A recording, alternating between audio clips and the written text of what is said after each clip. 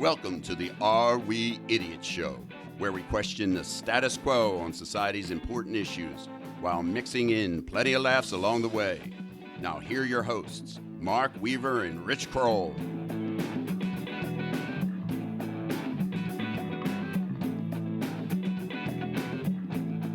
Again, everyone, and welcome to another edition of the Are We Idiots Show. We are your hosts, as always, Mark R. Weaver, Richard B. Kroll, coming to you with our special year in review show. Richie, how you feeling, buddy? Well, Mark R. Weaver, I'm feeling strong. I mean, I feel good. I don't feel like COVID's impacting my life, although I know it's real. But here's one thing I want to let you know. Okay. I was driving down to the South Jersey Shore this week, and I said, let me go back. And I played our very first two shows. One was just a 9-minute introduction preface show explaining why we're even doing it. Right. And then I listened to the First Amendment free speech first show. And I got to say, you have transformed from a historically boring, narrow path, non-exciting human being to you're pretty lively. This show has changed your whole demeanor and your whole interaction. And I now think you're a fun guy. If only that were true, Richie. But I do think we have gotten better at this over the last 3 years, and there's definitely a little bit more energy in the show, and for that we can both take credit. But it's funny you mentioned that we've had some challenges this year, but one of my latest challenge was getting through the Christmas holiday without being ostracized by my family. I have a little head cold, and for the listeners, if during the show if I sound a little stuffy or I clear my throat or something like that, it's because I've had like a head cold for the last 7 days. We're taping this a little bit after Christmas, and as Rich knows, my family is a little bit more COVID conscious than I am. And boy, I was like a leper around the Christmas table. Everyone was just coming near me and staying away from me. And I'm like, guys, I don't have COVID. I've had this kind of chest congestion / head cold 15 times in my life. I know what it feels like. I have no fever.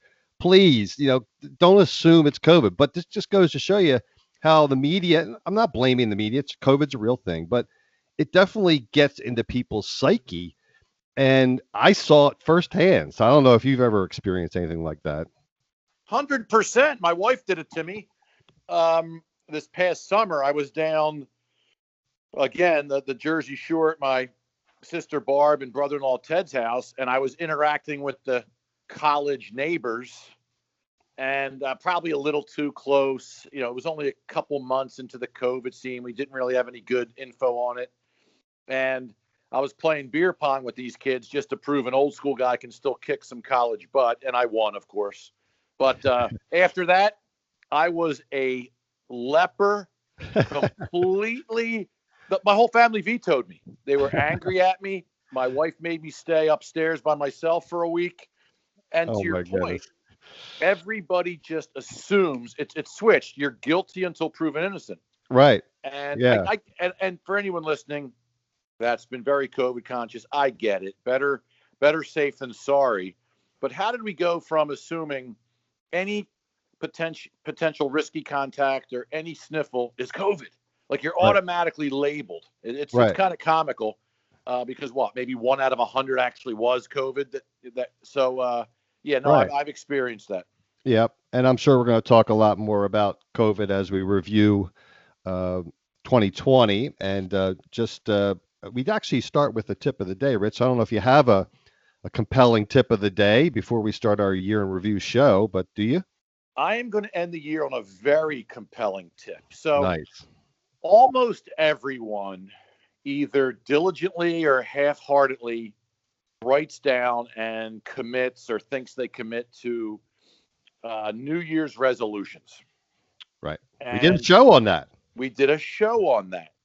And I believe 98% of everybody either just says, oh, yeah, I'm going to lose weight, or I'm going to get a new job, or I'm going to spend more time with my family.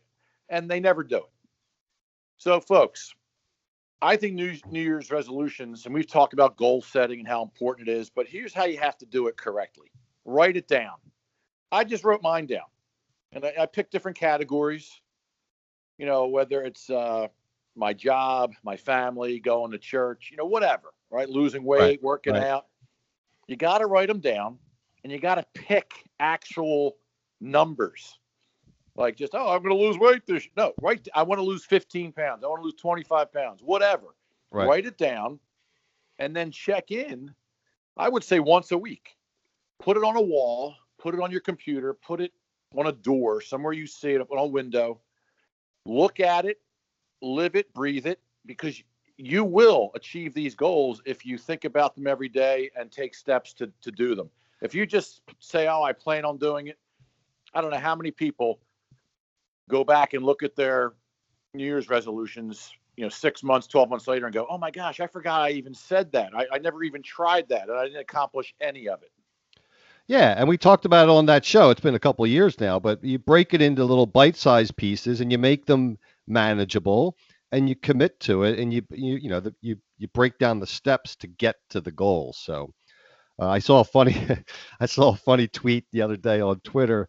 The guy says I had planned to my goal was to lose 10 pounds during COVID lockdown. I'm only 24 pounds away.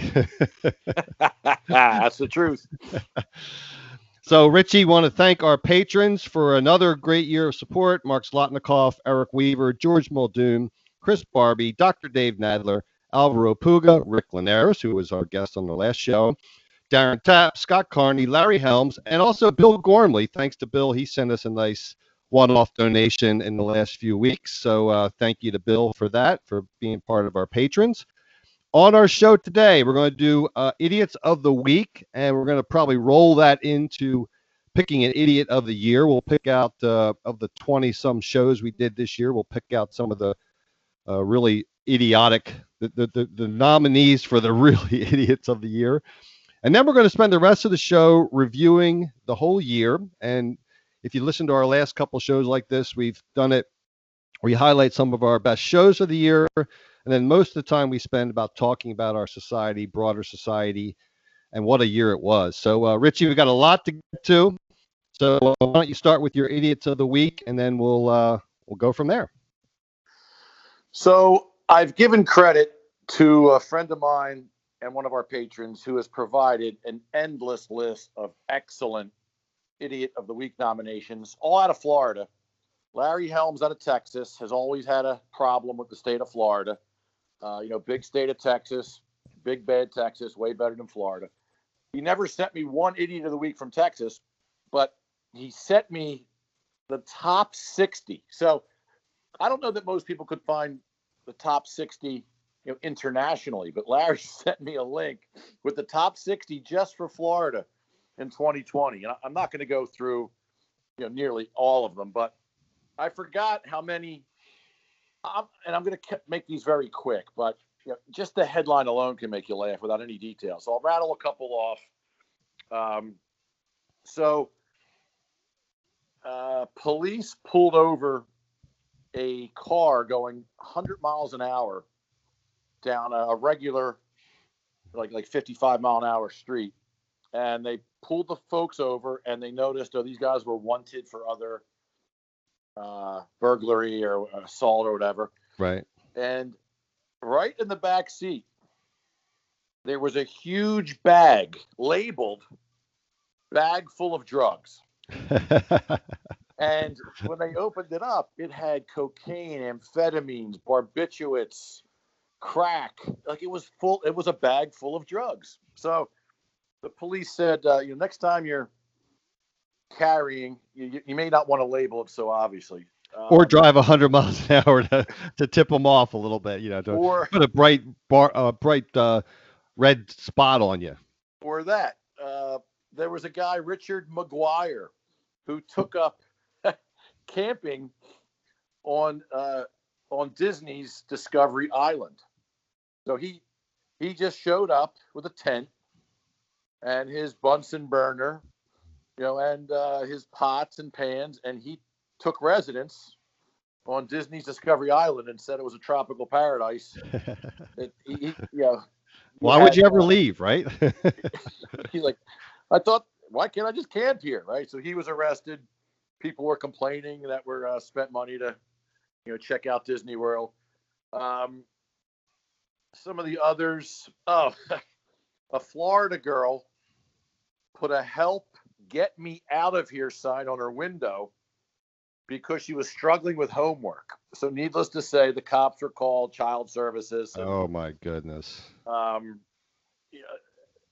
A Florida man paid there's this private zoo down in Florida. It's semi-illegal, but the Tiger King Florida edition? Similar, right? They have all sorts of exotic animals that they are keeping alive and protecting, but they allowed a man for $150 to have a full contact experience with a leopard. And the minute he got into the cage-like area, the thing mauled the guy. Who would have thought, right? Yeah, well, they're predators that like to eat live humans. So yeah, if you want to pay for that level, I think the guy got his ear ripped off. It was pretty bad. Oh my goodness. What else was in here? Do you have any? I was going to review some of the ones we had. Some of my favorites from 2020. And I have a couple here. The Kiowa woman who was doing someone's nails in COVID, and then she realized, this was in South Carolina, I think it was right at the beginning of COVID, and she saw an alligator come out of the pond behind the house, and she wanted to go pet it, and she ended up getting drugged down and drowned. That was one. Another Florida guy who, when pulled over, he was arguing with the cop, insisting that he was not drinking and driving because he only drank his Jim Beam when he was at a stoplight. I remember he only took sips when he was at a stoplight or stop sign. He wasn't actually physically driving. Right. There was a UK woman who was addicted to eating baby powder. There was a guy in Brazil who dressed as his mom to take her driver's test for her.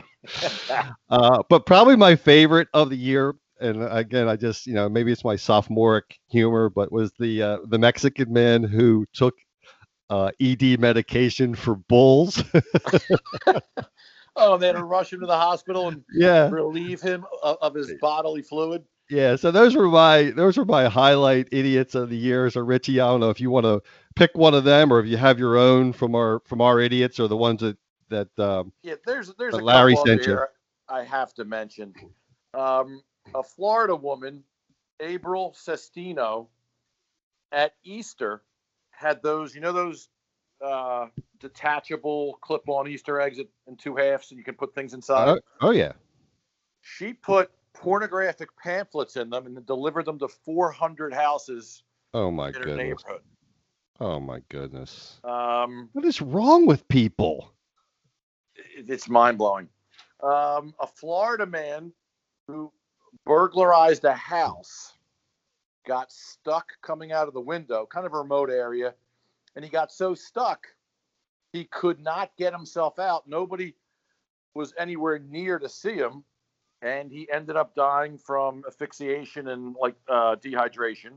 Yeah, the window actually, I saw that. The window came down on his neck, and he was hanging there, and they literally found him there hanging. He was a young kid too. He was only like 19 or something. It's unbelievable. There was a Florida man carrying 500 grams of marijuana, tried to steal a plane from a local airport to go meet his girlfriend. So he got the burglary charges and the drug charges. You remember the naked guy? That just one popped into my head. Remember the guy that went into a restaurant? I think it was down in Florida, naked, and he brought his own banjo and he brought his own food into the restaurant, and he just sat around the restaurant playing the banjo, eating his food, and then he left. Do you remember that one? Yeah, but no charges were filed, I don't think, right? He didn't actually he didn't steal anything. Yeah. What else? There's so many here. I wish I could rattle them all off. A Florida couple got stuck in an elevator, and they called 911. They said they were stuck in the elevator because of an alligator. When the police got there, there was a baby 6-inch alligator kind of lost outside of the elevator. So that caused a lot of problems. So one more, and then we'll pick a winner for the year, and then we'll move on. Well, and then there was an influencer who thought that you remember that I showed you the picture. She started the coronavirus challenge where she didn't think it was real, and she filmed herself licking a toilet seat on a plane for TikTok, and then she got coronavirus. Yeah, there was also the penny. What was it? The penny challenge, where the kids were electrocuting themselves not electrocuting, but shocking themselves by putting pennies and burning down. They burned down a building or something. Here's one of my favorites. So, a Florida woman called 911 when she heard her next door neighbor, shouting, "Shoot, shoot!" So she calls 911. They showed up, and he was watching the Tampa Bay Rays hockey game, shouting at guys to take shots on goal, and they were holding the puck too long. Oh my goodness! But I think my favorite was the one we just did, and with Dr. Wang, who is trying to revive the iron crotch martial arts practice, where you take a 8-foot, 200-pound beam and thrust it into your private area until you either pass out or toughen up. That one to me, and Rick even said, so let me get this straight. A practice that started with 2,000 people 300 years ago is down to 7 people. Surprising. All right, so you always our final judge and jury on this. So that beats the Mexican man who took the bull ED treatment. No. The Mexican man who, and remember, he did this for a date, first date. So with the assumption that you're going to have intimate relations on the first night with a woman, that's hilarious. But to be extra prepared, he took the bull testosterone and literally had a 7-day erection that almost killed him. He is the idiot of the year.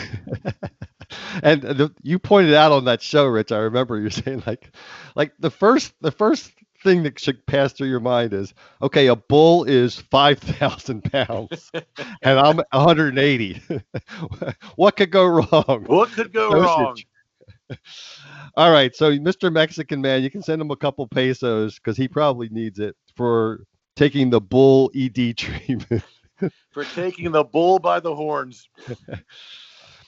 All right, Richie. So now we're going to talk about some of our favorite shows for the year. And for our listeners who've been with us for a long time, they probably know all these. For some that just found us this year, they may not have gone back and listened to it. But we started the year talking about the Venezuela situation and socialism warnings. And, I'm always I always have a political bent, and I always think about this future society, and I always pontificate about this kind of stuff. So in my mind, actually our first show of this year might have been our most impactful show. And again, this is my opinion, because I really tend to think about these things a lot. And it's one thing for us spoiled Americans who don't really know a lot of pain and haven't lived through socialism to talk about what might happen.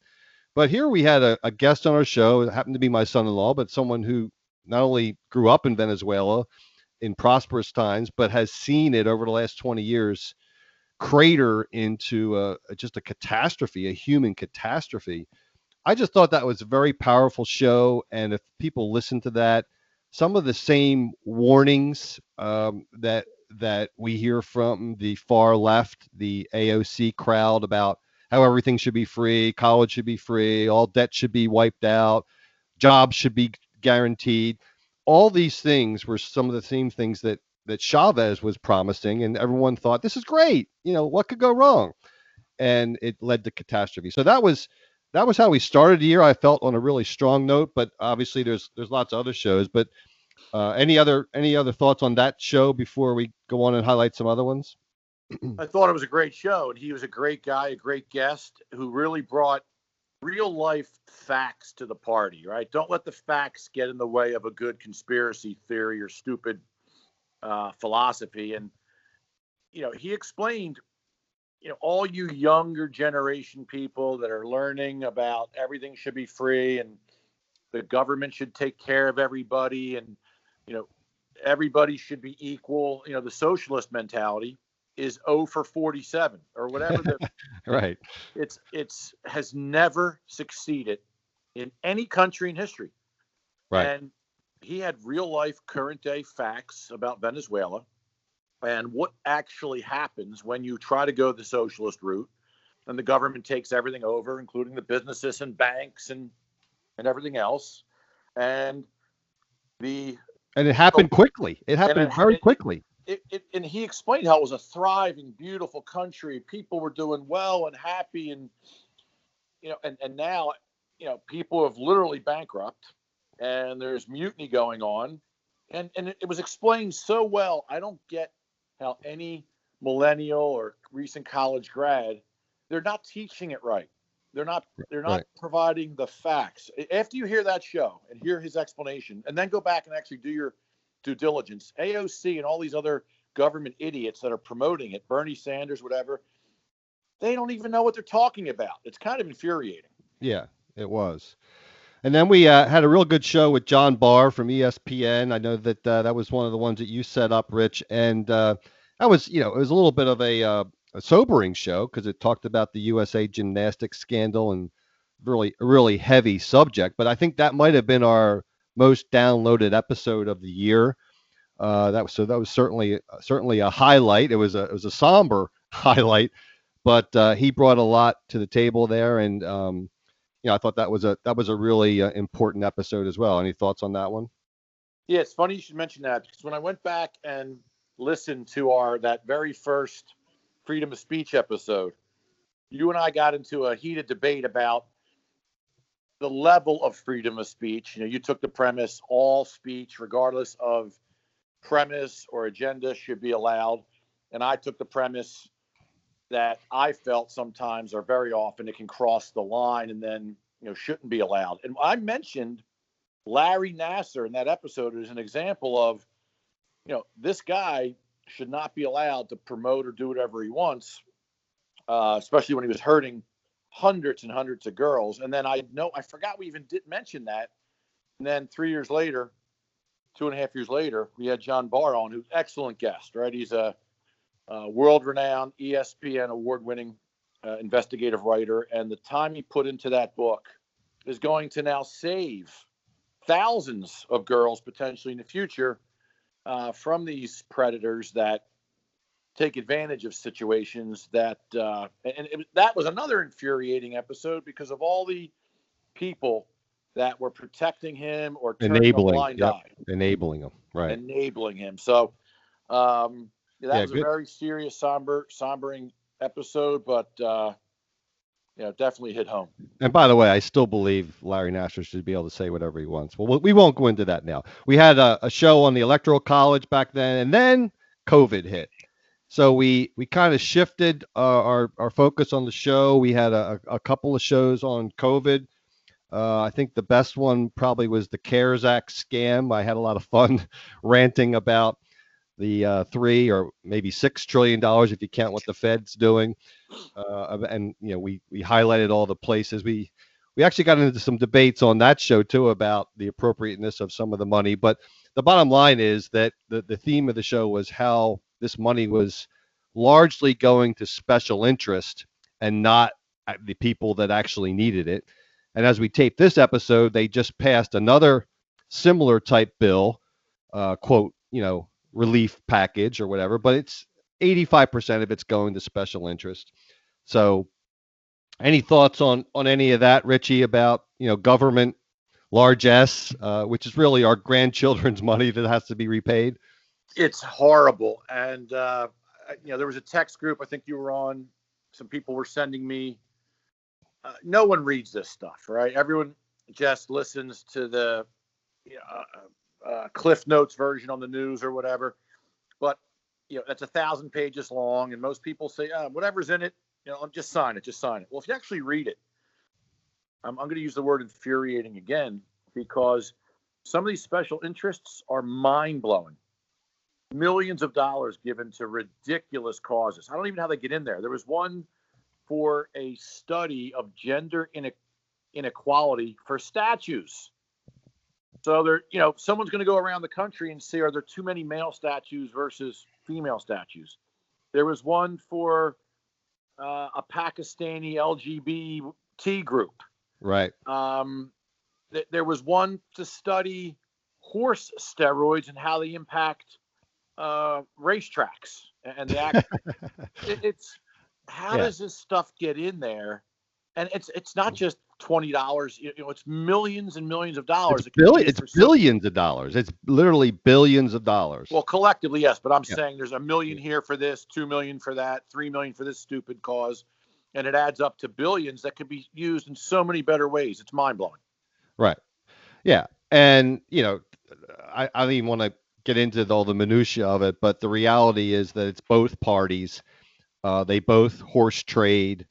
It's the way the system works, and until we get rid of both parties, then it's going to continue. All right, then George Floyd, the whole George Floyd situation happened, and I thought we did a really good job. If I don't mind tooting our own horn, Rich, we actually had 3 different shows on kind of societal issues. So we had a racism show, we had a white privilege show, and then we had a cancel culture show, which were all dealt with similar type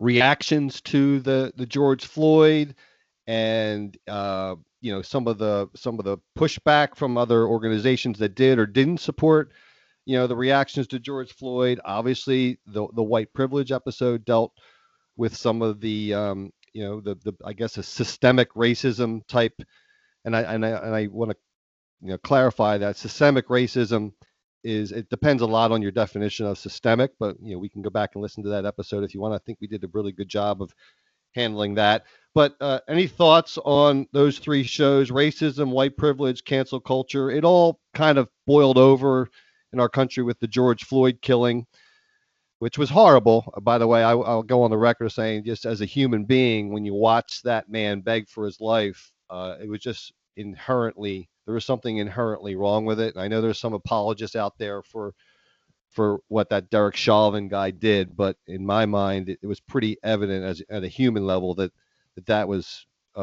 egregious. So, any thoughts on those 3 shows or anything if you take 2 50-year-old white guys and talk about white privilege and racism, people could think that's going to be an awful skewed show, but I think we handled it properly, and we really addressed both sides. And I have several good friends that are police officers, and they all said what Chauvin did was completely wrong, never promoted. No police officer has taken his side. All right. So, but what it led to, and I think, Black Lives Matter and all lives matter and Jewish lives matter and Asian lives matter. It's all important, right? Getting rid of racism is important, but it was taken too far. And a lot of these BLM protesters had zero interest in the cause, zero interest in social equality.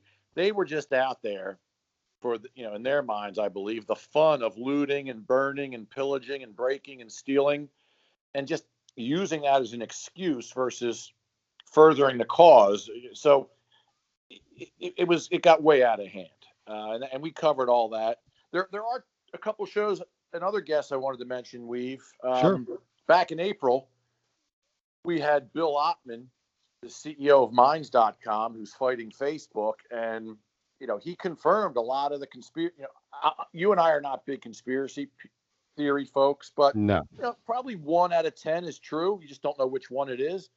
He confirmed a lot of the conspiracy theories around what Facebook and Big Brother are watching us are really doing. And it's very intrusive. It's scary. Right now, I'm in a house in North Wildwood, and I guarantee somebody's taping this or watching me through a satellite or something, and it's getting very Cyberdyne Terminator-like. So that was, I thought, an interesting episode. We had John Brazier, who's been running the Phillies marketing, director of fun and games for the Phillies for the last 30 years. Really fun guy. Had some great stories about his experiences with some of the athletes and famous singers and whatnot. So I want to acknowledge those guests as well. We always appreciate people that take the time to be guests on the show. Yeah, for sure. There was a lot of good ones, and then we got into I'll call it the election season, even though it seemed like the whole year was really the election season. And I think everyone's kind of drained from all the politics of the last really several years, but it's certainly the last 6 months or so. So I don't really know if we need to review too much of that. I think our best episode, and certainly from the downloads, it seemed like when we reviewed the first debate, which was just an awful spectacle. But that was a very lively show. But where we are now, Rich, is that Trump, as we predicted, lost the election, doesn't want to acknowledge it, and still, as of almost near the end of the year, he's still trying to find a way to not concede. So I don't know if there's anything more we need to say other than Trump's a sore loser, and guess what? Everyone predicted that. Well, I will say one thing because it kind of sums up. I just had another family discussion about this. And when you can find people that are on both sides of the fence, pro-Trump, anti-Trump, pro-Biden, anti-Biden, to actually have a civil, quiet, peaceful debate, it's pretty entertaining. And I had that the other night with some family. And the conclusion's this. Trump lost the election on that first debate, right? And you and I have some really staunch Trump-loving supporters, like almost to the point where I think Trump's their uncle and has a trust fund for them because I don't get it. But two things that are clear. Trump actually did some very good things, and he's never going to get credit for them. He's his own worst enemy, and he buried himself in that first debate by not letting Biden talk and bury himself. Right? So when you have someone that's running the United States who's his own worst enemy, who's a narcissist and an eighth grade bully and just an arrogant type of person, I think that we predicted it would turn off a lot of the voters that were on the fence and not sure. And they said, you know what? I may not be a Biden fan, but I now hate Trump worse. And that just proved it. And that's how it played out. Yeah. And I would agree with everything you said, except I don't think just the debate did that. I think the totality of his 4 years build up to that. The debate didn't help, but that was the feather that broke the camel's back. Right. So, just before we move on to kind of broader society, Rich, what are your thoughts on, we had that post-COVID-19 show. We predict post-COVID-19 world, I guess was what it was called. And we made some predictions. So now we're 8 or 9 months after that, and we got some things wrong. I think we got a lot of things right. We talked about on that show about how we predicted that, the workplace may not go back to the way it was. As business travel may not go back the way it was. Certainly commercial real estate is going to struggle. We talked about lots of retail bankruptcies, which has happened. One thing we got wrong, and I think even the National Association of Realtors top economists got wrong, is, in every other recession, and certainly in our lifetime, we've been through 5 or 6, 7 recessions. We lived through the 70s even, which was really stagflation. Real estate values drop. And in this recession, crazy enough, because of COVID and people leaving the cities and everyone working from home, real estate has boomed. And, it has created a whole, we could talk another show about all the inequalities that it's created, because you have a lot of service workers and hourly workers that are out of work because of all these retail bankruptcies, service sector bankruptcies. And yet the people that can work, they're doing well because asset prices have gone up thanks to the Fed in a lot of cases. But we got that one wrong. I mean, real estate is booming for the unique circumstances that happened. And I don't know that I don't even know if it's necessarily good for all of us because when it comes to purchasing power, I don't know that a booming real estate market really helps anyone because at the end of the day, if you need housing, it's if you sell your house for an inflated price, you have to buy another house at an inflated price. It's kind of like being at a concert, right? And if everyone can see the same amount, and then somebody stands up, and then everyone has to stand up. You can't see any better, but everyone has stood up. So that's kind of what's happened with the real estate market. But I'm rambling, Rich. What do you think about all that? Wow, I don't know. You rambled so much, I forgot everything you said. So post-COVID world, what did we get right and wrong? So one of the things that's interesting, we definitely got the real estate thing wrong. And if it's funny how if you actually take the time to think something through, you might come up with a different conclusion than what looks to be obvious. So if we had known that most businesses would lock down, they would either limit or eliminate travel. My company, I was not allowed to meet with anybody in person, and I'm an outside sales rep, so are you. So we were all stuck at home, and we were all stuck at home indefinitely. So what did people do? Well, I want to live in a better, bigger house. Or, gosh, if I'm going to be working over my computer and phone, I can work from anywhere in the country. I had one buddy that picked up his family, and they moved to Florida. He bought a vacation home, and he said, what the heck? I can't meet it. I'm going to just work from home in Florida. There's no difference. You could work from the North Pole with Santa. Right. So all of a sudden, yes, bigger homes, vacation homes shot through the roof because everybody was moving. A lot of people were like moving out of New York City. So it's interesting. It's created a whole new world. And here's something that's also interesting. What good can come from COVID? So I was talking to a healthcare professional the other night, and they said, seasonal flu cases are down with historical reduction in cases. Right. And I said, yeah, but isn't every case of anybody with sniffles and a sore throat being assigned to COVID to get more funding from the government? And she said, yes, but think about this. Because everybody's washing their hands 25 times a day and using hand sanitizer everywhere they go and anything they touch and wearing masks, that is actually also helping reduce other airborne sicknesses, right, like flus. And I'm like, wow, so she said, we're actually a safer world sickness wise, other than the COVID, what's going on. And if people continue these best practices, we're going to have less annual sicknesses. So, well, I would say yes, that's true. Certainly with any communicable diseases, but there's another dynamic going on where people are afraid to go get cancer treatments, or they're a cancer check, or people are dying of heart attacks at home because they're afraid to go to the emergency room. So there are other costs to this that that should be factored in, but they're not being accounted for right now. But I agree. And the last thing I'll leave you with about COVID is this. All right, I've always been a try to find the silver lining kind of guy. And there's a lot of areas of my life and other people I see lives that have improved because it's forced us to spend more time with our spouses and our children and our grandchildren and do things, whether it's catch up on a TV series or put a jigsaw puzzle together or play cards or Monopoly. And I've actually strengthened family relationships because of COVID. And so you got to look for when something's negative and negatively impacting your life or causing an inconvenience, what is the opportunity that can come from that? And there's plenty of examples. Yeah. And that I was actually one of the things I wanted to get in on the show is just our kind of our personal reflections.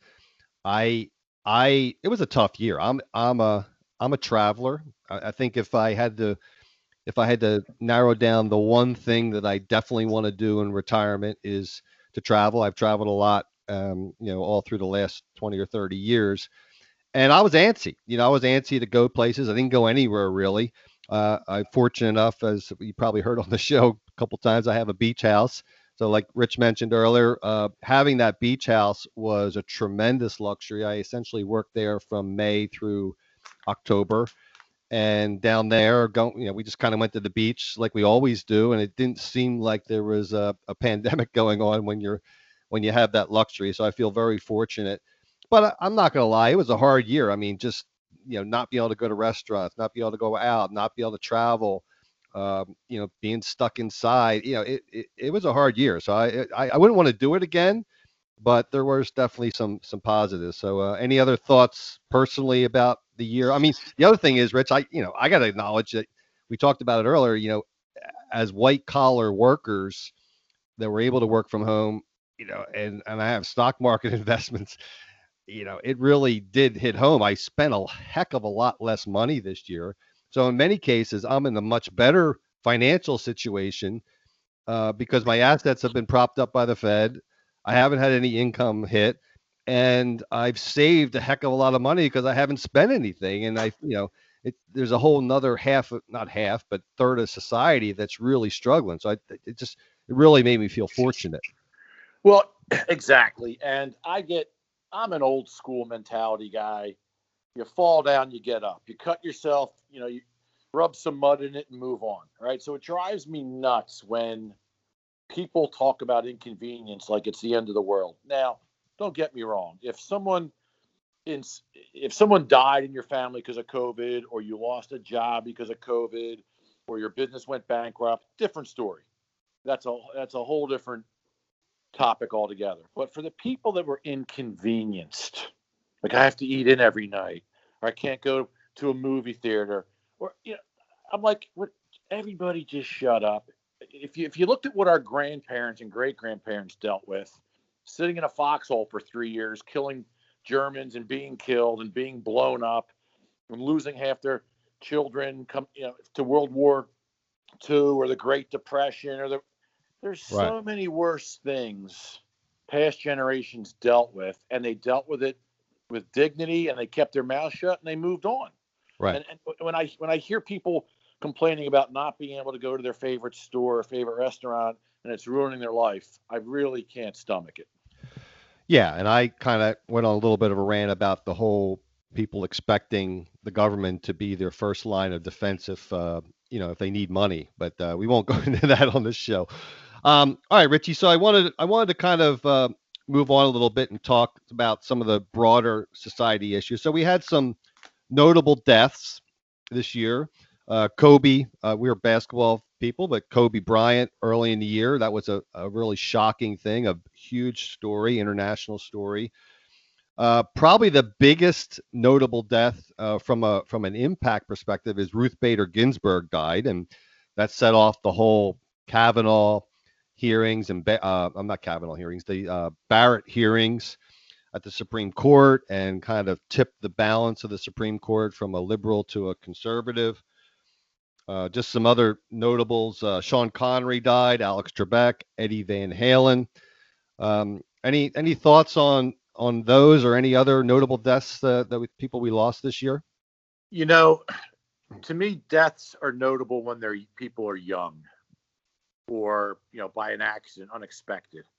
Right? I think the two that made me feel old and kind of nostalgic were Kobe Bryant and Eddie Van Halen.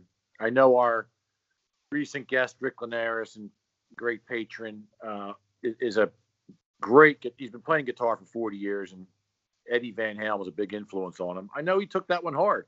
Some people, Kobe Bryant grew up in our neighborhood, or the neighborhood next door. People took that hard. It's weird when a celebrity dies at age 30, 40, 50, unexpectedly or way before their time.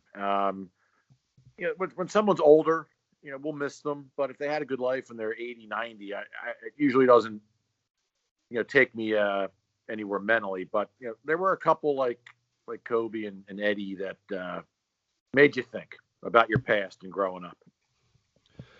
Yeah, no, for sure. And obviously, there's been 300,000 people that died of COVID, which, probably, if you take the collective of all that, it's just an unimaginable tragedy. All right. Couple more things before we adjourn the show, Richie. So looking forward, as we tape this, there's I think two and now a third. The AstraZeneca vaccine is just been approved in the UK. So we have the Pfizer, we have the Moderna, we have the AstraZeneca, and in true fashion, the government is not exactly rolling out the vaccines as quickly as they had planned. So, but by most accounts, by summer, a lot of us who want the vaccine should have the vaccine. And just to be clear, at least the first two vaccines don't prevent you from getting COVID. They just prevent the worst effects of it. So there's still going to be societal issues around wearing masks and whatever, even if the vaccine's out. But what I started thinking about is, what does that look like? I mean, are we going to have a vaccine passport?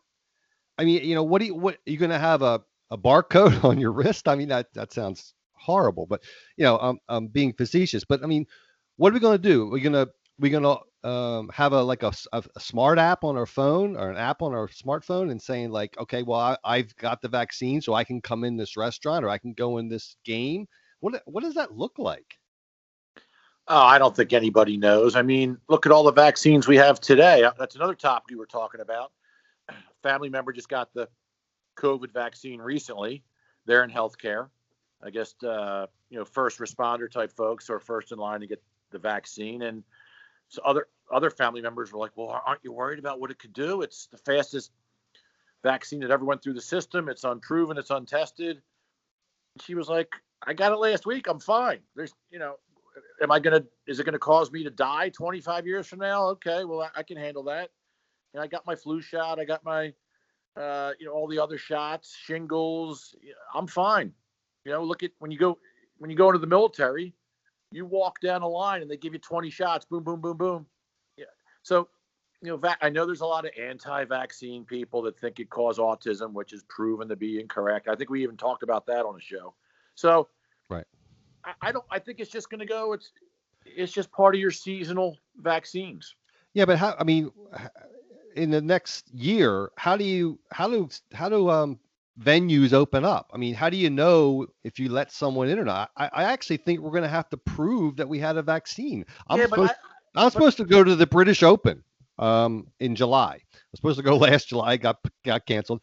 So I'm supposed to go, and I'm thinking to myself, okay, well, how in the world are they going to do that? How are they going to let people in if they don't know if you got a vaccine or not? It's going to be ridiculous. It's going to be like the days when there were paper licenses with no photo. Right? I could take a photo that said Larry Bernstein, age 58, when I was 20, and go into a bar, and the guy looks at it and hands it back to me, and I'm in the bar. So if they do something like that, where you have a little app on your phone that says, you got the vaccine, it's going to be so easy to copy or fake or right. So yeah, I think there's going to be some form of I had the vaccine, but it's a joke, right? It's going to remind me of like I said, paper licenses that were used to get you into bars, and there's no way to prove anything. So I think it's a joke at this stage. So what are your other predictions on, we had the post COVID-19 world predictions, but we're now 9 months later. I mean, I know I worry about that we've postponed the pain. I think I talked about it on a couple of shows where they've had this, federal moratorium on evictions, and they've had a mortgage forbearances. So they've postponed all the pain. Obviously, the Fed's been buying $80 billion a month in bonds and mortgage-backed securities. So there's all kinds of market manipulations going on. And I still feel like there's pain to come. And I could be wrong. I don't know. But it feels like there's still pain to go here as the ramifications of this. Any thoughts on any of that, or any bright spots on how we come out of this? All the above. It's going to continue to get worse before it gets better, right? I think we're in the highest spike, in most countries right now. I think it's going to cycle through where everyone gets it, whether they know they had it or not, right? There's a lot of asymptomatic people. I might have had it, last summer, didn't know it. I think everyone's going to have to get it. Whether you have a vaccine or not, it's going to cycle through everybody. It's going to become part of our annual pathogen series with all the other flus and viruses and sicknesses. I think we're still going to have a lot of lockdowns and problems into the summer. because coronavirus sicknesses thrive in cooler, dry weather. So I think there's a lot more people going to get it, a lot more people going to die, a lot more businesses going to go out of business. But ultimately, it's going to be like any pandemic through history.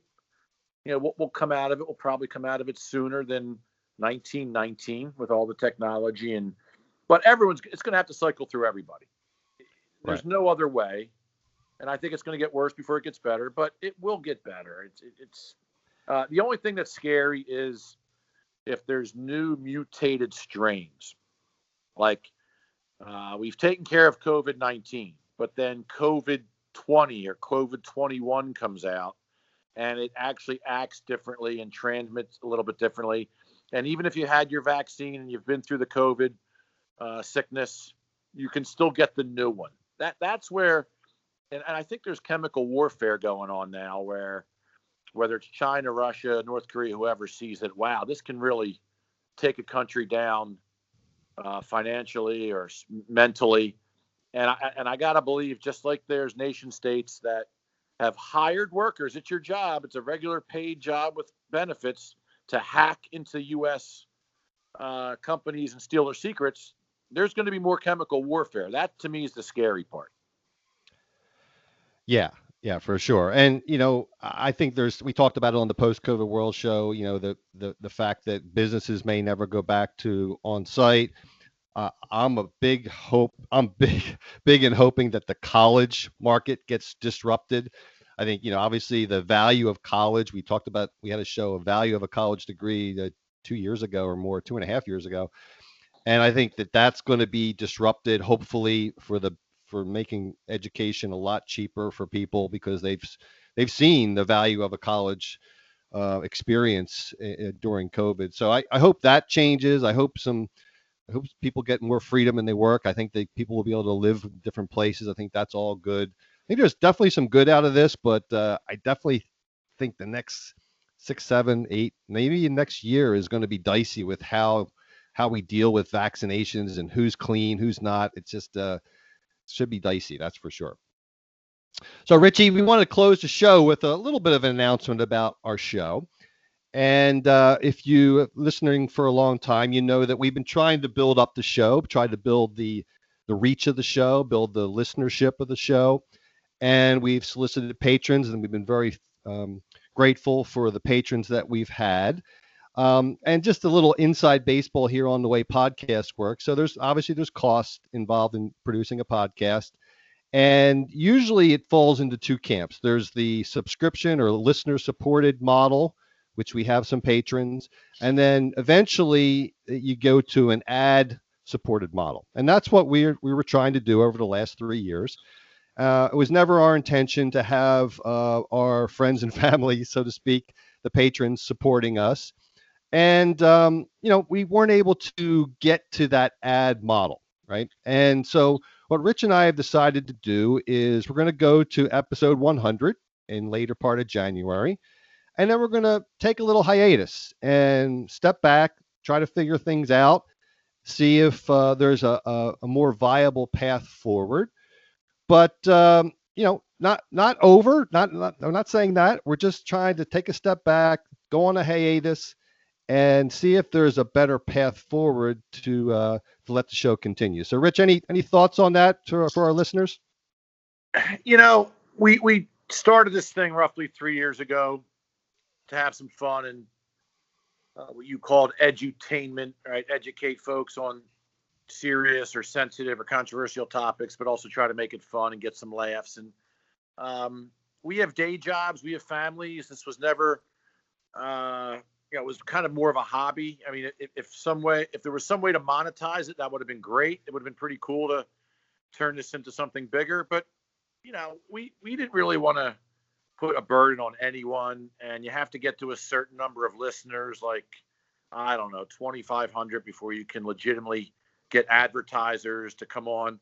I think our 2 best months, we got to like 900, 1,000 listeners, which is pretty darn good, simply word of mouth. But we've been doing it for 3 years, and it's time to take a break and rethink the direction, whether it means coming back a different way with a different approach, different strategy, or just, moving on altogether. We're not sure. We'll see how it goes, but we appreciate everybody that's listened so far. And I do strongly recommend, if you like the show and there's a lot of shows you haven't listened to, make sure you go into your podcast icon on your smartphone and download. You can download all, we're at 98 episodes, we'll end at 100. You'll be able to download all 100 episodes and have them on your phone, because they will not be available while we take a break. Right. Yeah. So make sure if you want to retain the episodes, and obviously we'll have copies of them, but if you want to retain the episodes, download it just like Rich said. And by the way, we're just in case anyone was wondering, Rich and I did not have a fight. We still love each other. We've been friends for 40 years. This is not about anything like that. It's just as we're saying, we never intended it to be just a friends and family supported endeavor. And we want to take a step back for a little while. So that's it. And we'll be back in early January with a great show. We haven't finalized that episode yet. But as always, please remember, if what you hear or see sounds idiotic, then we're just the guys to help you sort it out. See y'all next episode. Take care and Happy New Year. Thank you for listening. Please download, subscribe, share, and review on Apple Podcasts, Spotify, Stitcher, Google Play, and also our website.